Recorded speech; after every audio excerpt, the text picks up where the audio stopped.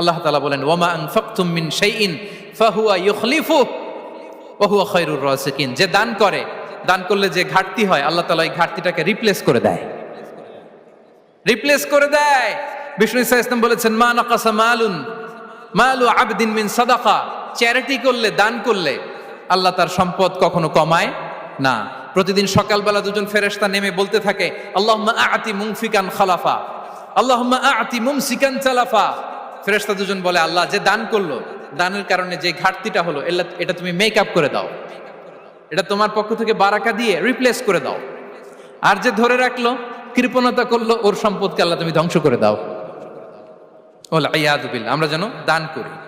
এরপরে বিষ্ণু ইসা ইসলাম বলেছেন বেশি বেশি হজ উমরা করলে, বেশি বেশি যদি কারো সাধ্য থাকে, ফিনান্সিয়াল ক্যাপাসিটি থাকে, বেশি বেশি হজ উমরা করলে তার রিজিকে বারাকা নেমে আসে। সব শেষে হচ্ছে দোয়া করা।